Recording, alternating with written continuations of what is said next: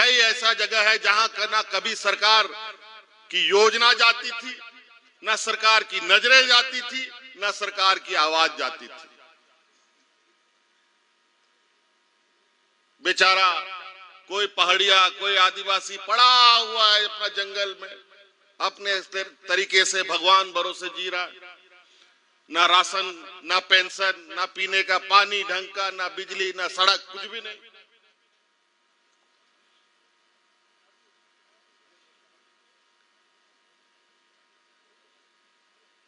लेकिन मैं ये नहीं कहता कि मैं आते ही जादुई छड़ी मेरे हाथ में आए कि सब हम बदल दिए। लेकिन आप एहसास किए होंगे, सरकार आपके द्वार के माध्यम से सभी पदाधिकारियों को आपके पंचायत में, आपके दरवाजे में लाके हमने खड़ा कर दिया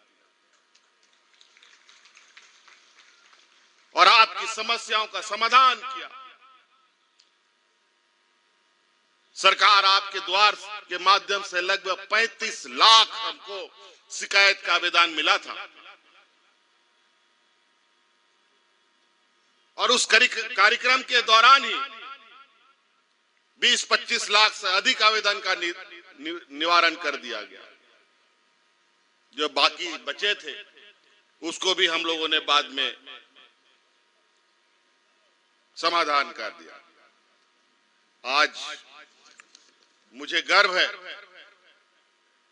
और मुझे आप लोगों से कहीं ज्यादा खुशी हो रही है। जिस जमीन पर आदरणीय दिसोम गुरु शिबू सोरेन जी ने पैर रखा था और जिस आंदोलन को उन्होंने अधूरा छोड़ा था, उस आंदोलन को अंजाम तक पहुंचाने का काम आज मेरे हाथ से हुआ है।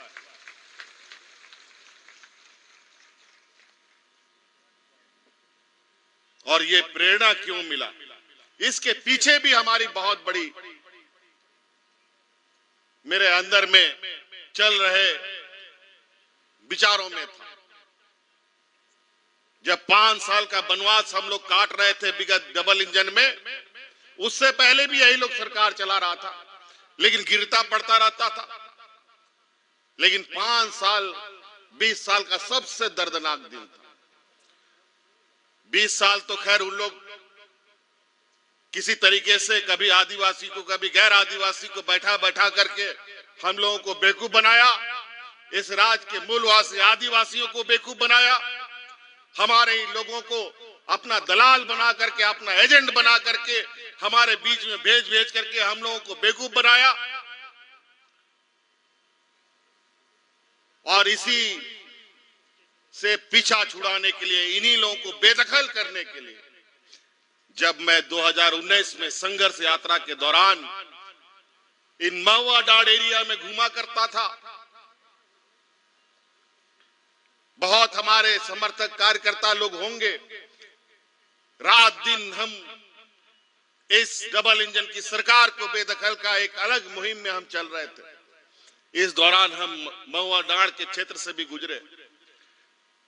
समय का अभाव था, लोगों ने कहा यहां पर एक भव्य आम सभा होना चाहिए था, लेकिन सफर इतना लंबा था कि हम उसमें बहुत वक्त नहीं दे पाए। और यही गुटुआ क्षेत्र में बड़े पैमाने पर लोग हमसे मिलने आए। उसमें कई बुजुर्ग हमारे बीच में आए थे और वो बुजुर्ग सिर्फ ये देखने आया था कि ये शिबू सोरेन का बेटा है, उसको देखने आए।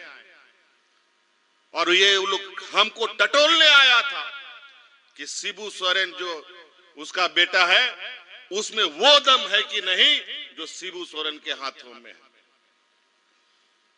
हमने उनके भाव को समझा, उनके तकलीफ, उनके दर्द को एहसास किया, महसूस किया।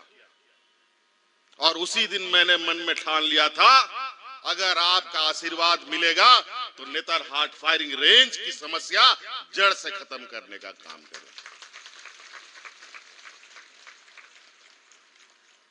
आज परिणाम आपके सामने, थोड़ी बहुत दुख और तकलीफ है, उसका भी निदान हम करने जा रहे हैं।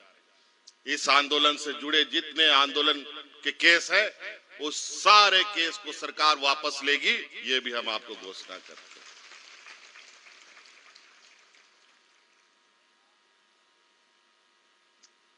आज गरीबी इतनी बुरी हालत है, विगत सरकार ने ना जाने क्या कर दिया। यहाँ का अनाज खत्म, यहाँ का पैसा कौड़ी लूट के चौपट, पूरा खजाना खाली कर दिया। इस राज को खोखला कर दिया चाट के 20 वर्षों में इन नालायकों ने पूरे व्यापारी साथियों के साथ मिलकर सारी चीजें खत्म कर दी थी। अगर सही समय पर हम लोग सत्ता में नहीं आते, 30 वर्ष आपको ये फायरिंग रेंज को मुक्त कराने में लगा, इस राज को अलग कराने में 40-45 साल लग गया। अगर ये लोग और होते यहां पर, फिर पता नहीं हम लोग उन लोग को हटा पाते कि नहीं पाते, क्योंकि गुरुजी जैसा आंदोलनकारी हमारा कोई अगुवा नहीं था। लेकिन आप लोगों के आशीर्वाद से उस डबल इंजन को हम लोगों ने उखाड़ कर फेंका। और आज जिस तरीके से काम किया जा रहा है, इधर ये लोग मेरा सरकार गिराने में लगा है। कभी police, ED, income tax, Lokpal, CBI, जब राजनीतिक जन समर्थन ये लोग नहीं जुटा पाते हैं, तो अपने इन एजेंसियों को आदेश देकर हमारे पैरों पर बेड़ियां बांधना चाहते हैं। लेकिन हमें इसकी चिंता नहीं है। हमें कुर्सी भारतीय जनता पार्टी, हमारे विरोधियों ने नहीं दिया।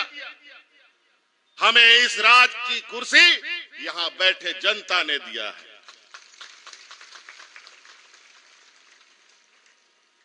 आज का कार्यक्रम पहले से मेरा घोषित हुआ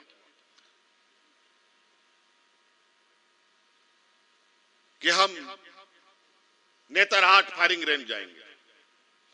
बाद में पता चला कि ये जो लोग षड्यंत्र रच रहा था, ये लोग समय समय पर ये लोग सोचा कि हम लोग ये षड्यंत्र रचेंगे, ये वाला टोका फंसाएंगे तो मुख्यमंत्री का पैर रुक जाएगा, नहीं जाएगा। तो हम बोले जो करना है कर लो, जो निर्धारित चीजें हैं और वो ग्रामीण से जुड़ा रहेगा, वहां हेमंत सोरेन का पैर कभी नहीं रुक सकता।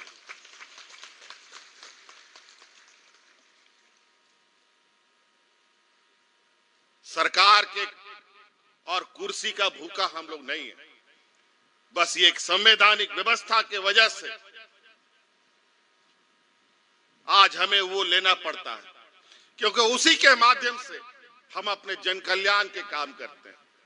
आज कभी हम लोगों ने सोचा था कि इस राज्य में हर बुजुर्ग को पेंशन मिलेगा?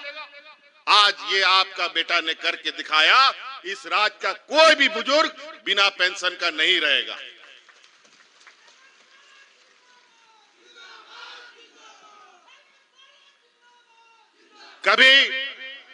कभी आप लोगों ने सोचा कोई बूढ़ी महिला या कोई विधवा या एकल महिला को कभी पेंशन पूरा मिलेगा?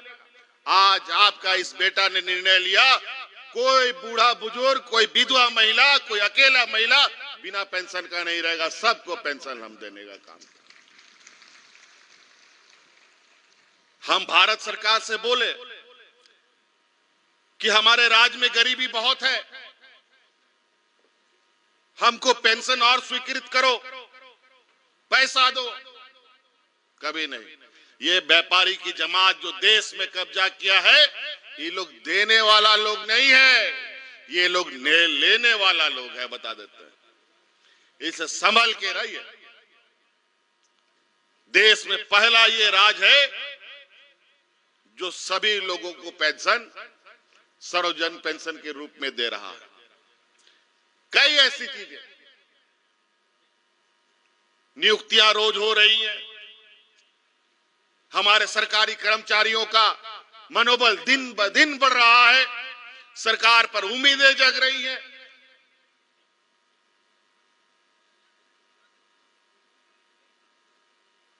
आज झारखंड खनिज संपदा से भरा हुआ राज्य है। इस राज्य में कोई ऐसा खनिज संपदा नहीं है जिसका आप नाम लेंगे और झारखंड में नहीं मिलेगा। सब चीज मिलता है। लेकिन यहाँ का लोग को भूखा क्यों मरना पड़ता है, ये सबसे बड़ा चिंता का विषय बना।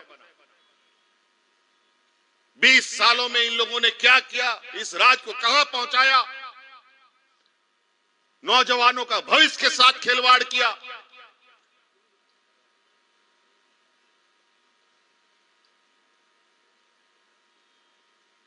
सब कुछ अस्त व्यस्त। वो इसलिए आज इस राज के अंदर आज ऐसे बाहरी ताकतों का एक गिरोह सक्रिय है, जिस गिरोह ने विगत 20 वर्षों से इस राज को तहस-नहस करने का संकल्प लिया था। 2019 में जब इनको उखाड़ के फेंका गया, ये षड्यंत्रकारी को आज ये बर्दाश्त नहीं हो रहा है कि अगर हम लोग यहाँ टिक गए तो इनका आने वाला समय इस राज में गुजर बसर करने का वक्त खत्म हो जाएगा। पहचानने का जरूरत है। आज इसीलिए आप लोगों के आशीर्वाद से आज हम गरीब बच्चों को पोशाक किताब दे पा रहे हैं। आज आप लोग के आशीर्वाद से गरीबों को 10 रुपया में धोती साड़ी लुंगी दे रहे हैं। आज आप लोग के आशीर्वाद से आज बूढ़ा बुजुर्ग को पेंशन दे रहे हैं। आप लोगों की इस ताकत के बदौलत आज किसानों का ऋण माफी किया जा रहा है। आज आप लोग के आशीर्वाद के माध्यम से इस राज्य के हर कर्मचारियों को उसका हक अधिकार देने का कार्यक्रम लगातार बढ़ रहा है। बहुत दिन कल ही की बात है, यहाँ हमारा पुलिस लोग हमारे बीच में हमारी सुरक्षा में खड़ा है। हमको तो इनकी सुरक्षा का जरूरत नहीं है। जिसका रक्षा यहाँ का ग्रामीण, यहाँ का जनता करता हो, उसको किसी भी सुरक्षा की आवश्यकता नहीं पड़ती।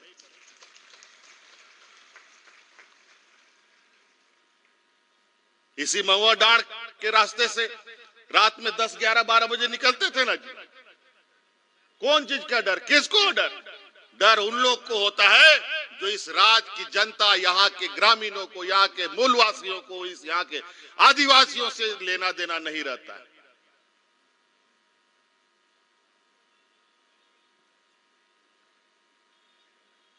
बेचारा चुनाव के समय, चुनाव के पहले ये लोग भी बेचारा पिछले सरकार का लाठी डंडा खा करके हुलाड़ पड़ा हुआ था। महिलाओं के साथ भी वही हाल। हम बोले आप लोग चिंता मत कीजिए, सरकार बनने दीजिए। सरकार भी बना तो ऐसी समस्या की 2 साल कोरोना में ही हम लोग लथपथ रह गए। 2 साल का तो लोग हालत जानते हैं। घर में ताला लगा के रहना पड़ गया। और जब अभी थोड़ा काम करने के लिए निकले हैं तो वो शैतान लोग भी बिल से बाहर निकल करके हम लोग पर रोड़ा डालने का कोशिश कर रहा है। चिंता मत करो, यह आदिवासी का बच्चा है, कोई व्यापारी का बच्चा नहीं है। इनके इस चाल से हम लोगों का ना रास्ता रुका है, ना हम लोग इन लोगों से कभी डरे हैं। डर भय तो हम आदिवासियों के बीच में कभी रहा ही नहीं। हमारे पूर्वजों ने इतना आंदोलन किया है कि आदिवासी के समूह में डर भय का नाम चीज ही नहीं। हमारे डीएनए से ये डर और भय को पहले ही हमारे पूर्वजों ने भगा दिया है। क्या बात करेंगे? झारखंड के लोगों पर यहाँ के भगवान बिरसा मुंडा, सिद्धू कान्हू, बुद्धू भगत, नीलांबर पीतांबर जैसे लोगों का खून है।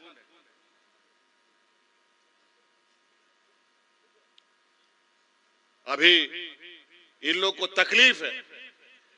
20 साल इन लोगों ने राज का हक अधिकार भी केंद्र सरकार से मांगने का काम नहीं किया। इतना खनिज संपदा निकलता है, भीख के नाम पर रॉयल्टी मिलता था। जब हमारी सरकार बनी, जब हम लोगों ने कागज पन्ने पलटने शुरू किए कि राज्य की इतनी बुरी हालत क्यों है, तब पता चला कि ये व्यापारी लोग, ये डबल इंजन का सरकार मील बांट करके इस राज्य को लूट रहा है। जब कागज पत्र में जब हम लोगों ने हिसाब निकाला तो सिर्फ खनिज संपदा के माध्यम से 1,36,000 करोड़ रुपया का बकाया भारत सरकार से हमारा निकलता है। हमने जब उसका मांग शुरू किया, थोड़ा बहुत मिला भी, 1,000-1,200 करोड़ लेने में हम सक्षम भी हुए, लेकिन जब हम तेजी से मांगना शुरू किए तो ये आपने सरकारी एजेंसियों को मेरे पीछे दौड़ा दिया। चलो मेरे पीछे तो दौड़ा दिया अलग बात है। जब देखा कि इस सांड को तो पकड़ नहीं पा रहे, अब आदरणीय गुरुजी जब एक उम्र के पड़ाव में खड़े हैं, उसको सीढ़ी बना करके लोकपाल में केस करके मेरे तक पहुंचने का कोशिश कर रहा है।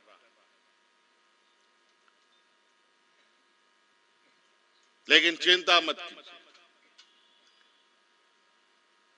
जो संघर्ष का और जो इस राज्य के प्रति समर्पित का भाव आदरणीय गुरुजी में है, वही समर्पण भाव के साथ आज हम आप लोग के बीच में। हमारी ताकत आप है और आप की वजह से ही हम इतनी लंबी लड़ाई और मजबूती से लड़ाई लड़ते हैं। अभी कल परसों इस राज्य में आदिवासी दिवस 9 तारीख को हुआ था।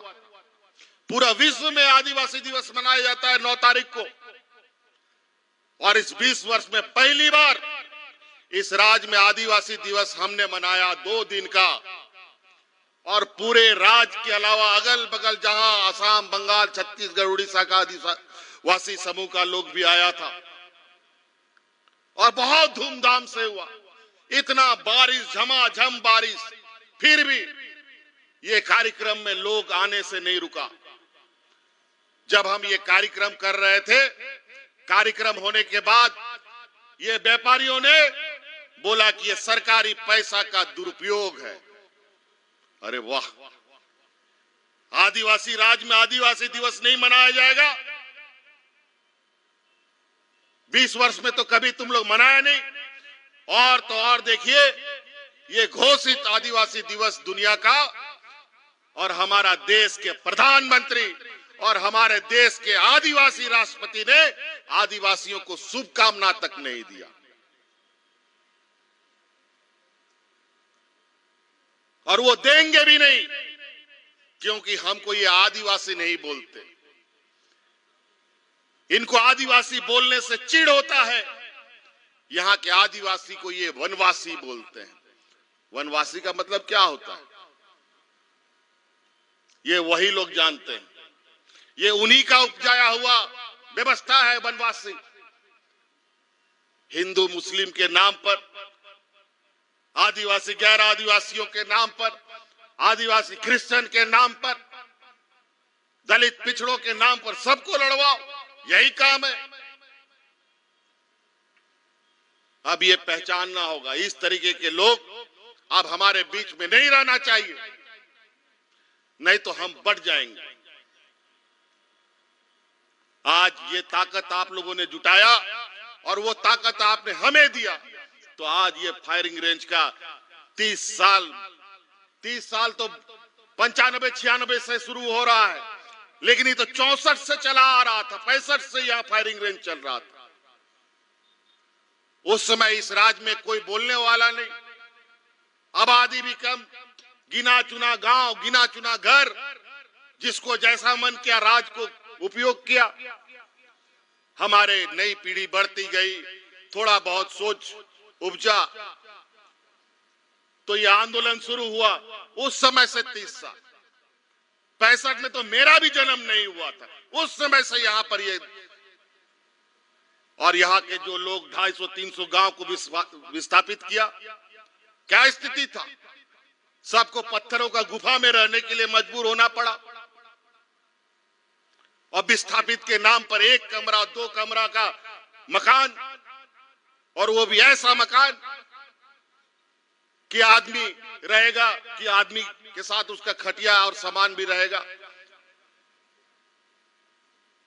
बहुत अजीबोगरीब स्थिति राज्य में चला, लेकिन इसका अब अंत समय आ गया। अब इसलिए आप लोगों को राजनीतिक रूप से थोड़ा जागरूक रहना पड़ेगा। आज देश में व्यापारियों का कब्जा है, और ये व्यापारी लगातार देश की संपत्तियां बेच रहे हैं। इस राज्य का खनिज संपदा को भी लूटने की तैयारी चल रही थी और उस लूट को रोकने का ये अंजाम है। ये लोगों ने हमारे पीछे विभिन्न एजेंसियां लगाकर हमें रोकने का प्रयास किया है। ये तो कानूनी कार्रवाई है। शरीर में एक भी खून बचेगा तो भी इनको हम लोग वापस यहां नहीं आने देंगे। इसलिए कानूनी कार्रवाई से हमारे आवाज नहीं रुकने वाले। सर काट दोगे, धड़ काट दोगे, बस शरीर में एक बूंद खून बचना चाहिए। बाकी तो ये खून कमाल दिखा देगा, भले ही 2 साल के बाद। तो साथी, बहुत बातें हैं। आंदोलन का तकलीफ को जितना हमने करीब से देखा है और जो एहसास आप लोगों ने किया है, आपकी भावनाओं को हमसे बेहतर इस राज्य में कोई नहीं समझ सकता। और यही खुशी बांटने के लिए और यही आपका घर मकान ऊंचा ऊंचा नहीं हो, बड़ा बड़ा बिल्डिंग नहीं हो। आज जिस तरीके से देश में लोगों का पैसा ही सब कुछ होता है, तो यहां का आदिवासियों का अपना जमीन ही सब कुछ होता है। यहां का जल जंगल जमीन ही हमारा जीने का आस्था है। कैसा लगता होगा जब अब जाहिर थान, चाहे सिंह बोंगा, चाहे मरंग बुरू, इन लोग को छोड़ के गांव जाना पड़ता है। कैसा लगता है? और इन सब जगह से गांव के गांव इन लोगों ने विस्थापित किया। और मुआवजे के नाम पर आज किसके पास वो मुआवजा बचा है? बड़ी षड्यंत्र तरीके से जो मैदानी क्षेत्र में रहने वाला लोग है, ये लोग कभी विस्थापित नहीं होता है। विस्थापित होता है इस देश का आदिवासी। हमेशा आप देखिएगा,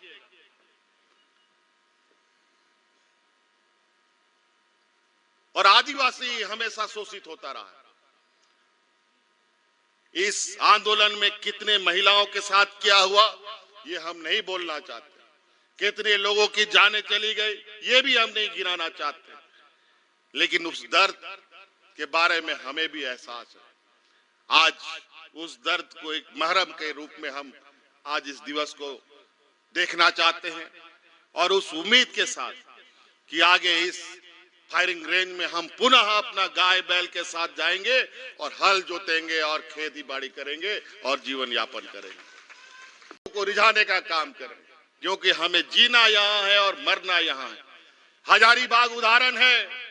उद्योग के नाम पर ली गई जमीन उन उद्योग घरानों से वापस लेकर के पुनः हम जमीन दाता को वापस करने का काम भी आपका इसी भाई और बेटा ने किया है।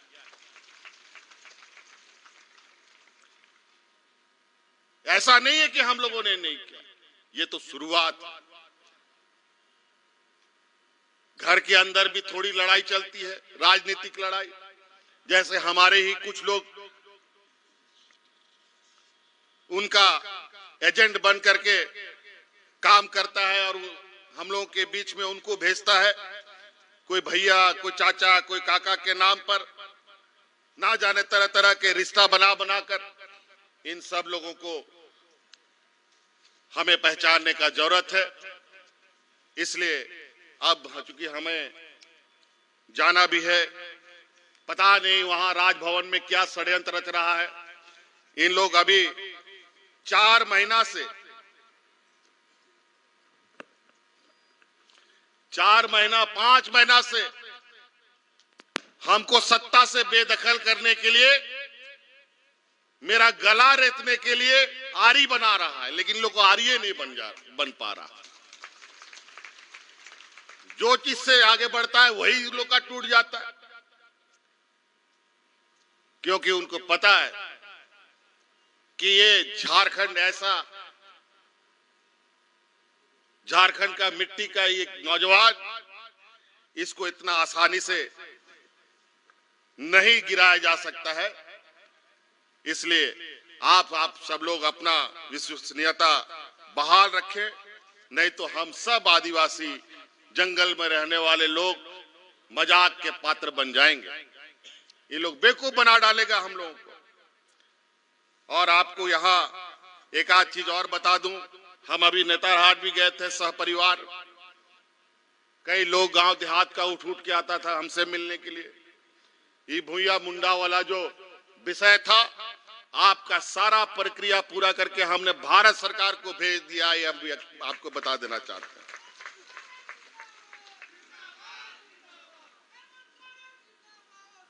हमारे जितने भी यहाँ पर लोग हैं, आप सब लोगों से यही आग्रह निवेदन है, झारखंड बहुत शांति प्रिय राज रहा है सदियों से। यहाँ का मूलवासी आदिवासी, हम लोग का यहाँ के मिशन भाई, यहाँ के मुसलमान भाई, सब लोग एक साथ मिलते जुलते आराम से रहे, कभी झगड़ा पगड़ा नहीं हुआ।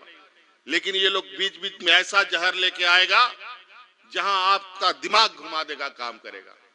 इसलिए इस बार हम लोग अपना दिमाग नहीं बल्कि उन लोगों का दिमाग घुमाने का काम करें, ऐसे एकजुटता दिखाएं। इसलिए बहुत ज्यादा नहीं कहते हुए बातें अगर हम कहना शुरू करेंगे कि हमने क्या काम किया, तो ये काम भी बताने में हमको रात भर लग जाएगा, और उन बेईमानों का षड्यंत्र गिराएंगे तो साल भर लग जाएगा। इसलिए आप पीछे देखने का जरूरत नहीं है, आप आगे देखेंगे और अपने आने वाली पीढ़ी को सुरक्षित करेंगे, अपने जल जंगल जमीन को सुरक्षित करेंगे। इसके लिए हम संकल्पित होकर आगे बढ़े। इन्हीं बातों के साथ पुनः मेरी ओर से सभी आंदोलनकारियों को मेरी ओर से बहुत बहुत श्रद्धा सुमन अर्पित करते हुए आप सब लोगों को, भाई बहन लोगों को यहाँ मेरी ओर से जोहार करते हुए अपनी बात को समाप्त करता हूँ। जय हिंद, जय झारखंड,